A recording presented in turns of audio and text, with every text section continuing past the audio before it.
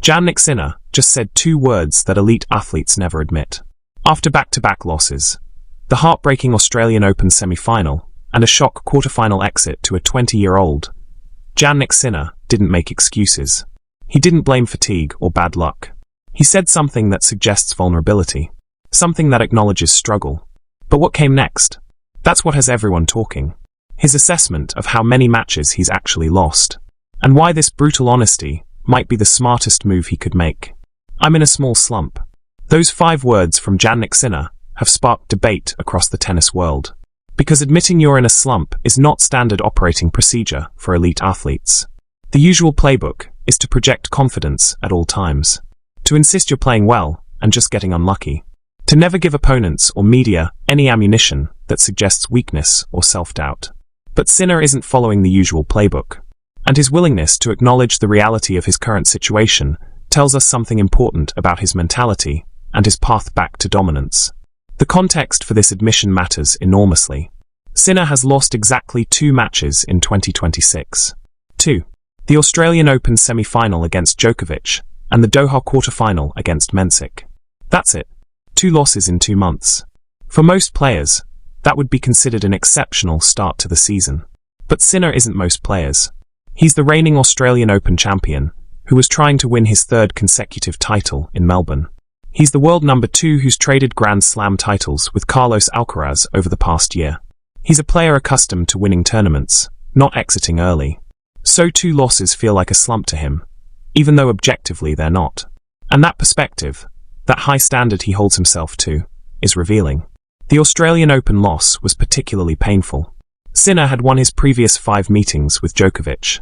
He took the first set, lost the second, won the third. He was up 2 sets to 1 against a 38-year-old Djokovic and couldn't close it out. In the crucial moments of the 4th and 5th sets, Djokovic's experience and mental strength prevailed. Sinner generated 18 breakpoint opportunities throughout the match, but converted only 2 of them. He won more total points than Djokovic, but still lost the match. "It hurts a lot," Sinner said after that match. "It was a very important slam for me, of course, knowing also the background. It can happen. It was a good match from both of us. I had many chances. Couldn't use them, and that's the outcome. It hurts, for sure." That loss ended Sinner's 19-match winning streak at the Australian Open. It denied him a chance to become only the 4th man in Australian Open history to win 3 straight singles titles. It was a massive opportunity missed against an opponent he'd been dominating recently. And it revealed something troubling. Sinner's record in marathon matches is now 0-9 in matches lasting longer than 3 hours and 50 minutes. That's not a statistical quirk. That's a pattern. When matches extend deep into the 5th set, when physical and mental fatigue reach their peak, Sinner struggles to close. Whether it's conditioning, mental fortitude under extreme duress, or just bad luck in those specific situations, the pattern exists and it's concerning. Then came Doha. Sinner arrived as the clear favourite. He breezed through his first 2 matches against Tomas Makak and Alexei Popyrin without dropping a set. The form looked good. The level was high. Then he faced Jakub Mensik in the quarterfinals. Mensik is a 20-year-old Czech who'd beaten Djokovic in the Miami Open final the previous year, but hadn't quite lived up to the hype since then. He was ranked outside the top 10. On paper, this should have been straightforward for Sinner. But Mensik served brilliantly, winning 82% of points behind his first serve, and never gave Sinner the openings he needed. The final score was 7-6-3, 2-6, 6-3. Sinner took the second set, but couldn't sustain his level in the decider. That's when Sinner made his admission. Not as an excuse, but as acknowledgement of reality. "Every player faces ups and downs," Sinner explained. "I've had 2 incredible years and now I'm having a little downturn, but it's not something that worries me. I know I can play better tennis, but Jakub played and served really well." Notice the framing. He's normalizing the experience. Every player has ups and downs. He's had 2 incredible years, referencing his rise to world number 1, his 4 Grand Slam titles, his establishment as one of the big 2 along with Alcaraz. And now he's in a downturn. It's not catastrophic. It's just part of the natural cycle of professional tennis. Then came the statement that really defines Sinner's psychology right now. "We all have ups and downs in our jobs, so I'm not worried.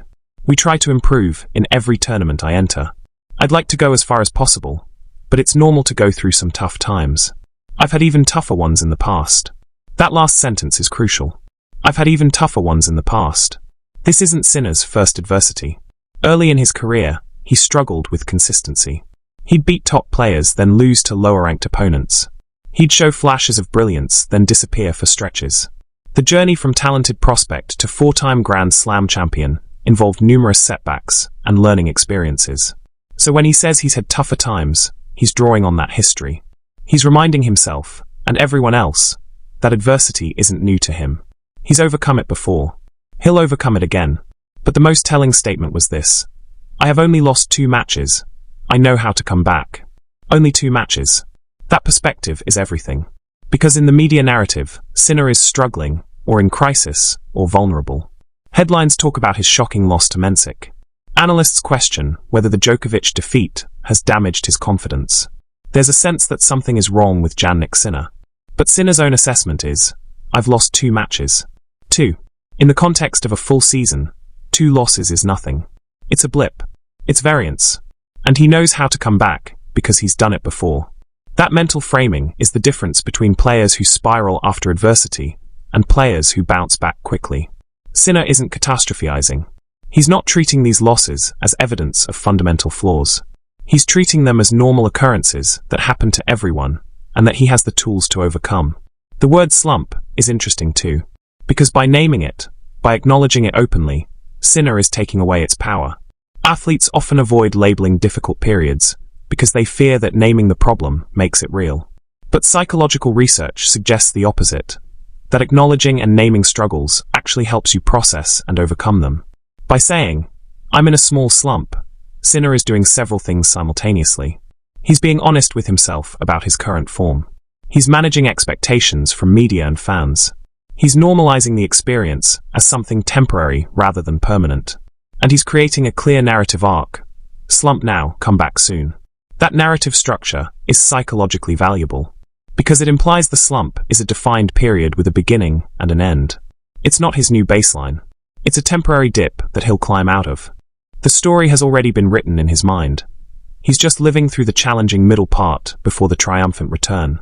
The question becomes, is Sinner actually in a slump, or is this just normal variance?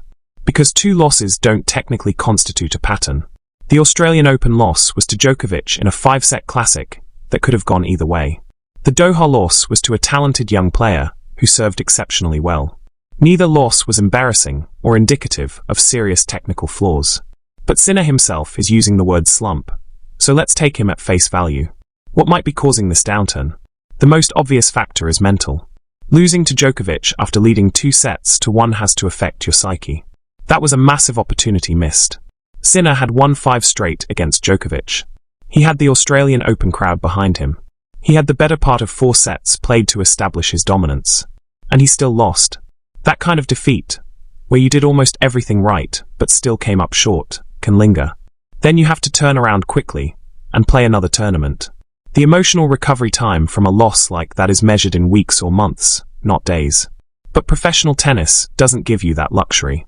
You play Doha the next week, whether you're mentally ready or not. So when Sinner faced Mensik, maybe he was still carrying the weight of Melbourne. Maybe the confidence wasn't quite there. Maybe the mental sharpness that allows you to win the crucial points was dulled by recent disappointment. There's also a physical dimension. Sinner played a 4-hour, 9-minute match against Djokovic. That's enormous physical stress. And while he's young and fit, recovery from that kind of effort takes time.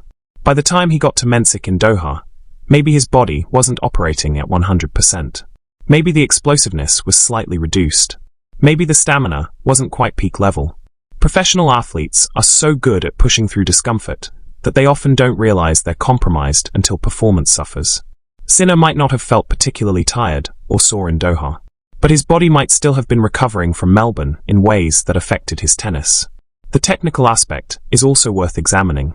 In both recent losses, Sinner failed to convert crucial break-point opportunities. Against Djokovic, he was 2-4, 18 on break points. Against Mensik, he couldn't capitalize when needed. That's not just bad luck. That suggests something is off with his clutch performance, either technically or mentally. When you fail to convert break points repeatedly, it's usually because you're playing tentatively on the big moments. You're thinking too much instead of trusting your game. You're trying to be perfect instead of just executing. That's often a confidence issue rather than a technical one. Sinner's comment that, "I know I can play better tennis," acknowledges this. He's aware that his current level isn't his peak. He's capable of more. The question is how to unlock that higher level again. His plan, based on his comments, seems to be simple. Work. "We try to improve in every tournament I enter," he said. Not some dramatic overhaul of his game or coaching team. Not a deep philosophical examination of his approach. Just steady, consistent work to get back to his best level. That pragmatic approach is very Sinner. He's never been dramatic or emotional in his public persona. He's analytical, methodical, process-oriented. So of course his response to a slump is to identify areas for improvement and work on them systematically. The broader context of the Alcaraz rivalry also matters here. Because while Sinner is in a small slump, Alcaraz is on fire. Carlos just completed the career Grand Slam at the Australian Open. He's 10-0 to start 2026, after winning Doha as well. He's on a 28-match winning streak on outdoor hard courts. The gap between them in the rankings is growing. Alcaraz has over 3,000 points more than Sinner now. That has to create pressure, even if Sinner doesn't admit it publicly. Because the narrative is shifting from Sinner and Alcaraz are equals trading titles, to Alcaraz is pulling away as the clear number one. And for someone as competitive as Sinner, that's got to sting. But interestingly, Sinner doesn't seem to be letting that comparison affect him negatively. He's not panicking about the ranking gap. He's not talking about Alcaraz in ways that suggest insecurity. He's focused on his own process and trusting that if he plays his best tennis, the results will come. That's mature thinking. Because you can't control what Alcaraz does. You can only control your own preparation, performance, and response to adversity. Sinner seems to understand that intuitively. The statement, "I know how to come back," is also backed by evidence. Earlier in his career, Sinner went through a rough patch in 2023 where he struggled to close out big matches. He'd reached semifinals and finals, but couldn't get over the line. People questioned his mental strength. Then he figured it out. Won his first Grand Slam. Then his second. Then his third and fourth. He turned the corner and became one of the world's two best players. So when he says he knows how to come back, it's not empty bravado. It's reference to a pattern he's already established. Struggle, learn, improve, dominate. He's done it before. The blueprint exists. The timeline for this comeback is the interesting question. Sinner mentioned looking ahead to Indian Wells, which starts in early March. That's the next major tournament where he can make a statement. It's a Masters 1000 on hard courts, his best surface. Alcaraz will be there. It's the perfect opportunity to prove the slump was temporary, and he's back to his best. But before Indian Wells, there's work to be done. Sinner talked about the upcoming weeks of work, both physically and in terms of tennis. That suggests he's identified specific areas that need attention. Maybe conditioning to handle those marathon matches better. Maybe mental work to improve breakpoint conversion. Maybe tactical adjustments to his game plan in crucial moments. The fact that he's being specific about needing physical and tennis work suggests he's done genuine self-assessment. This isn't vague, "I'll work harder" talk. This is targeted improvement in identified areas of weakness. The other interesting dynamic is how tennis media and fans will respond to Sinner's honesty. Because admitting you're in a slump can be perceived as weakness. Opponents might think you're vulnerable and play more confidently against you. Fans might lose faith. Sponsors might worry about your marketability. But Sinner seems unconcerned about those potential consequences. He's prioritizing honesty over image management. And there's something refreshing about that. We're so accustomed to athletes deflecting and making excuses that when someone just tells the truth, "Yeah, I'm in a bit of a slump," it's almost shocking. That honesty might actually serve him well. Because now there's a clear narrative for fans and media to follow. Sinner in slump, Sinner works to improve, Sinner bounces back. Everyone loves a comeback story. By acknowledging the struggle, he's setting up a more compelling storyline than if he'd just pretended everything was fine. It also creates internal accountability. He said publicly that he's not at his best. Now he has to prove he can get back there. That's pressure he's put on himself, but it's also motivation. Nobody wants to be the athlete who admitted they were struggling and then continued struggling. The comparison to other players who've handled slumps is instructive. Some players refuse to acknowledge struggle, and it festers. They keep insisting everything is fine while results get worse. Eventually, the denial becomes unsustainable, and the pressure builds until they break. Other players admit struggle, but spiral into negativity. They acknowledge things aren't working, but can't find the path back. They lose confidence completely, and it takes months or years to recover. Sinner is taking a third path. Acknowledge the struggle, normalize it as part of every player's journey, express confidence in his ability to overcome it, and focus on specific areas of improvement. That's the healthy middle ground that gives you the best chance of bouncing back quickly. The phrase small slump is also doing important work. Not crisis. Not serious problem. Not major concern. Small slump. Temporary. Manageable. Nothing that can't be fixed with a couple of weeks of quality work. The minimizing language helps prevent the problem from becoming bigger than it actually is. And the reality is, Sinner is probably right that this is small. 2 losses. One to Djokovic in a classic 5-setter that could have gone either way. One to a talented 20-year-old who served lights out. Neither loss revealed fundamental flaws in Sinner's game. They were just losses. They happen. The danger would be if this becomes a pattern.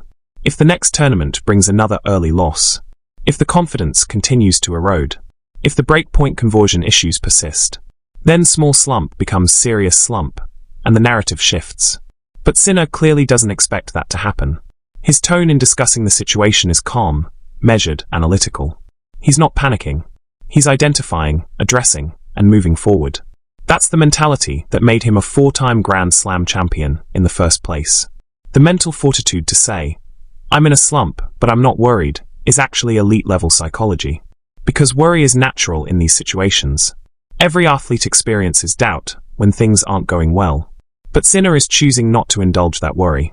He's choosing confidence based on evidence, his track record of overcoming adversity, and his understanding of the work required to get back to his best. Looking at the bigger picture, this moment might actually be valuable for Sinner's long-term development. Because if he'd just kept winning everything, he might not have learned important lessons about resilience and adaptation. Now he's facing adversity at age 24, learning how to bounce back, developing the mental tools to handle struggle. Those lessons will serve him for the rest of his career. Some of the greatest champions in tennis history, Federer, Nadal, Djokovic, all went through periods of struggle that made them stronger. They learned about themselves during the tough times. They developed the mental toughness to overcome adversity. And they emerged more complete players. Sinner is going through his version of that process right now. And the way he's handling it, with honesty, confidence, and focus on improvement, suggests he'll emerge stronger on the other side. The tennis world will be watching carefully over the next few tournaments. Is Sinner right that this is just a small slump he'll quickly overcome? Or is something more fundamental wrong that will take longer to fix? The answer will reveal itself through results. But based on his comments, his mentality, and his track record, betting against Jannik Sinner bouncing back quickly seems unwise. He's acknowledged the problem. He's identified areas for improvement. He's expressed confidence in his ability to return to his best level. And he's got the work ethic and competitive drive to make it happen. "I have only lost 2 matches. I know how to come back." That's not desperation. That's not doubt. That's quiet confidence from someone who's been here before and knows the path forward. The slump might be real, but so is Sinner's ability to overcome it. And when he does, this moment will be remembered as a minor blip in an otherwise dominant career. The honest admission of struggle that preceded another surge to the top. Because that's what champions do. They struggle. They acknowledge it. They work. They come back stronger. And Jannik Sinner is very much a champion.